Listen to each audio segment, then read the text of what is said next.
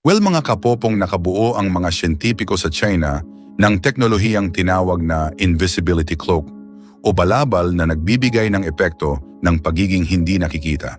Gayunpaman, hindi ito nangangahulugang literal na nawawala o nagiging invisible ang isang tao o sasakyan gaya ng ipinapakita sa mga pelikula.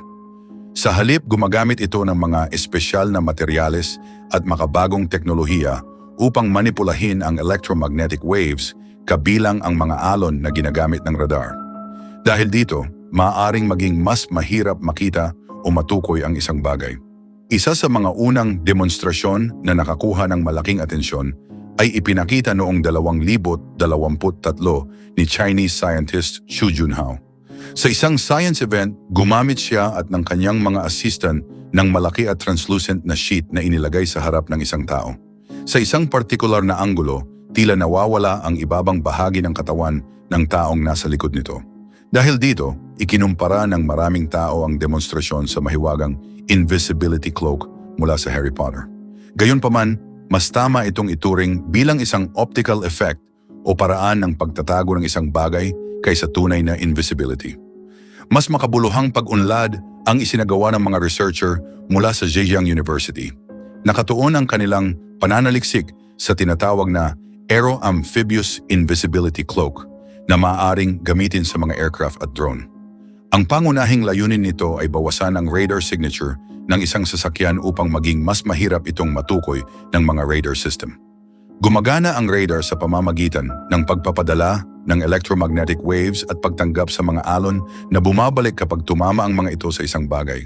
Kapag mas maraming waves ang bumalik sa radar, mas madaling matukoy ang lokasyon ng aircraft. Sa konsepto ng invisibility cloak, ginagamit ang mga espesyal na materyales upang baguhin ang direksyon ng electromagnetic waves. Sa halip na direktang bumalik sa radar, maaari silang i-redirect o manipulahin upang maging mas mahirap makita ang aircraft. May pagkakahawig ito sa stealth technology na ginagamit na sa mga modernong military aircraft. Ang ilang jet ng China ay dinisenyo upang mabawasan ang radar reflections gamit ang espesyal na hugis at radar-absorbing materials. Ngunit hindi nangangahulugang ganap na invisible ang mga stealth aircraft. Maaari pa rin silang matukoy ng ilang radar at iba pang detection systems. Mahalaga sa bagong teknolohiya ang paggamit ng metamaterials.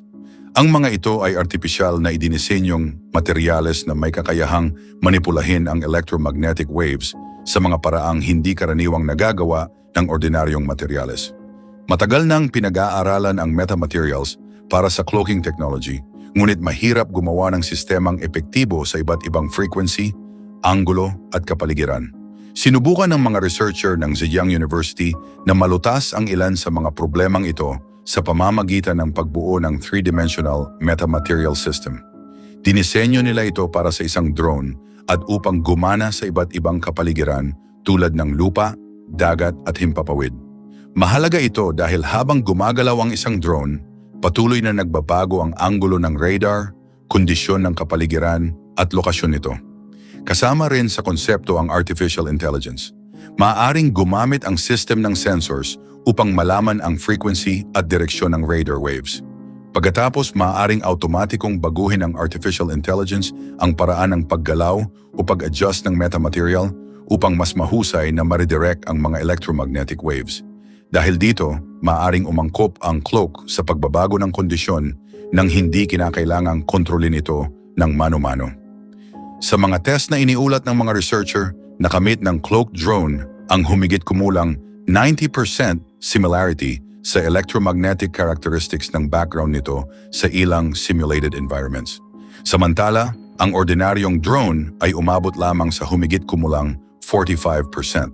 Ipinapakita nito na maaaring malaki ang maitutulong ng teknolohiya sa pagbawas ng radar signature. Gayunpaman, hindi ito nangangahulugang ganap ng invisible ang drone sa lahat ng sitwasyon. May malaking potensyal ang teknolohiyang ito sa larangan ng militar. Kung magiging praktikal at maaasahan ito, maaaring gamitin ang mga drone para sa surveillance, reconnaissance, electronic warfare at iba pang operasyon habang mas mahirap silang matukoy.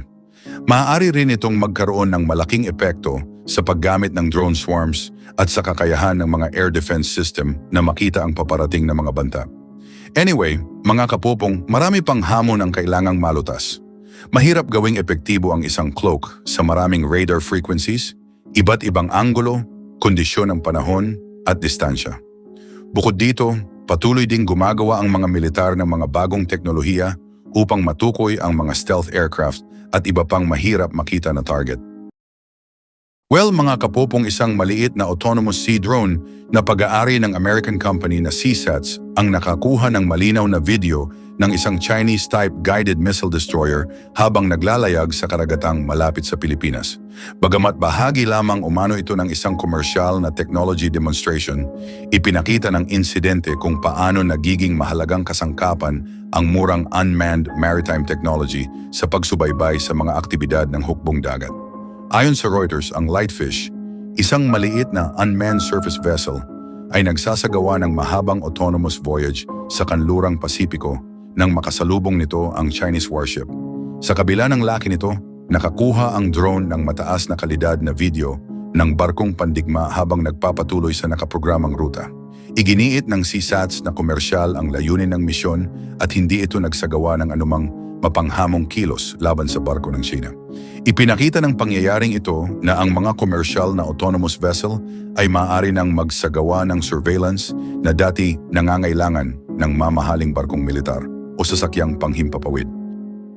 Dahil maliit, mura at kayang maglakbay ng matagal ng walang tripulante, nagiging mas madaling gamitin ang ganitong teknolohiya para sa pangangalap ng impormasyon sa karagatan.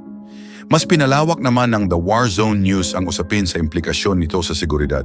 Ayon sa ulat, inilalantad ng insidente ang lumalaking hamon sa mga hukbong dagat sa buong mundo kung paano haharapin ang mga autonomous vessel na lumalapit sa kanilang mga barko.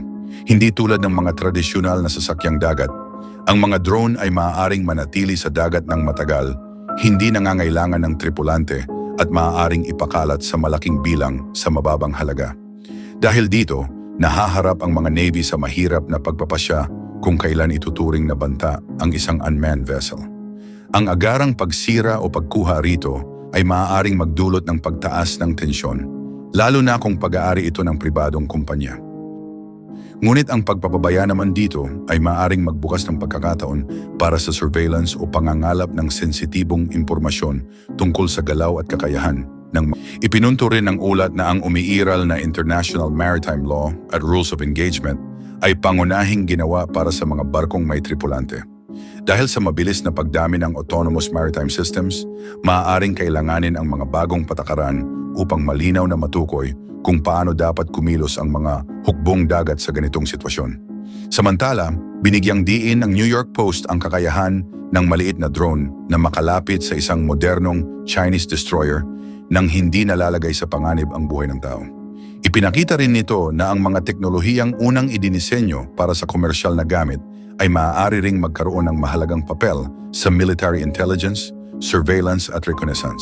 May dagdag na bigat ang insidente dahil naganap ito sa karagatang malapit sa Pilipinas, isang rehiyong patuloy na sentro ng tensyon sa pagitan ng China, Pilipinas at Estados Unidos. Sa mga nakalipas na taon, naging madalas ang operasyon ng Chinese Naval at Coast Guard vessels sa mga pinagtatalunang bahagi ng West Philippine Sea habang patuloy namang pinagtitibay ng Pilipinas at ng mga kaalyado nito ang kanilang presensya sa rehiyon. Anyway, mga kapopong, ipinapakita ng tatlong ulat na ang mabilis na pag-unlad ng autonomous maritime technology ay hindi lamang usapin ng inobasyon kundi ng pambansang seguridad. Habang dumarami ang paggamit ng mga murang sea drone, inaasahang haharap ang mga bansa sa pangangailangang bumuo ng mas malinaw na batas at patakaran upang mapanatili ang balanse sa pagitan ng kalayaan sa paglalayag, seguridad sa dagat at pag-iwas sa hindi inaasahang paglala ng tensyon sa Indo-Pacific.